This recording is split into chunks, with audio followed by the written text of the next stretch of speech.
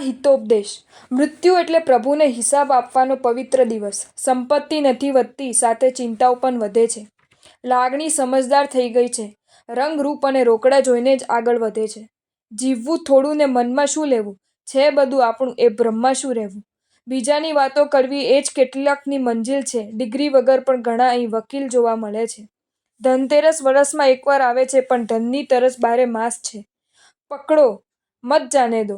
પકડો મત જાને દો. ઉપરની બે લીટી સરખી છે. માત્ર પૂર્ણવિરામ ચેન્જ થવામાં દુઃખી થવાનું અને સુખી થવાનું કારણ સમજાઈ જશે. જીવનમાં ગમે તેટલા સંબંધો હોય, પણ એક અંગત મિત્ર હોવો જરૂરી છે, જેને હૃદયની વાત કરી હળવા થઈ શકાય. વાતાવરણમાં અનેક પ્રકારના વાયુ હોવા છતાં ઓક્સિજન જરૂરી છે. કોઈની ભૂલ થાય તો તક આપો, તકલીફ નહીં. ભૂલ અને ભગવાન માનો તો જ દેખાય. પાપ પહેલા મનમાં આવે છે, પછી વચનમાં આવે છે અને પછી કાયામાં આવે છે. જ્યારે ધર્મ પહેલા કાયામાં આવે છે, પછી વચનમાં આવે છે અને પછી મનમાં આવે છે.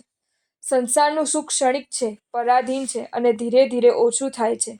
સાથ આપવા કોઈ તૈયાર નથી, બાકી સલાહ આપવા લાખો બેઠા છે. ઈર્ષા આંધળી હોય છે, તે સત્યને ભાગ્યે જ જોઈ શકતી હોય છે. એક ભૂલ અનુભવ વધારે છે, જ્યારે એક અનુભવ ભૂલોમાં ઘટાડો કરે છે. બીજાના દુઃખમાં ભાગીદાર બનીએ એ જ ઉત્તમ ધર્મ.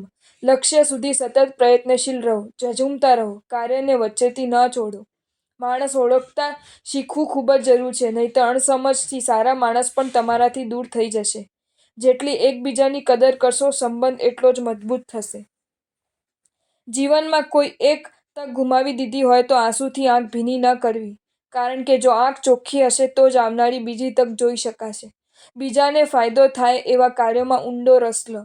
ના એની કોઈ અપેક્ષા મારી પાસે, ના મને કોઈ અપેક્ષા એની પાસે, છતાં એકબીજાને મળીએ ને બંનેનું શેર લોહી વધે એનું નામ મિત્રતા.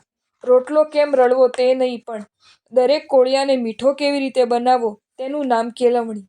હોશિયાર માણસથી ભૂલો થાય તેવું ક્યારેક બને, પણ ભૂલોથી માણસ હોશિયાર થાય તેવું જરૂર બને છે. કર્મબંધ બે કારણથી થાય, નિમિત્તો અને સંસ્કાર. મારા મૃત્યુ પછી મારા પરિવારનું શું, એ ચિંતાથી વીમા પોલિસી કાઢનારો મારા મૃત્યુ પછી મારી આત્માનું શું થશે એ વિચારે ધર્મ નથી કરતો. પરિવાર જ્યારે વિખરાય ને તો એકવાર ક્યાં કોની ભૂલ છે એ વિચારી જોજો. ક્યાંક એવું ના થાય ભૂલ એકની હોય અને ભોગવવું બધાને પડે. સાધના કરીને મોક્ષ જનારા કરતાં સમર્પિત થઈને મોક્ષ જનારા વધુ છે. જો તમને આ વિડીયો ગમ્યો હોય તો આ વિડીયોને લાઈક કરો અને મારી ચેનલ જૈન ફેક્ટ્સ એન્ડ સ્ટોરીઝને સબસ્ક્રાઈબ કરો. ધન્યવાદ.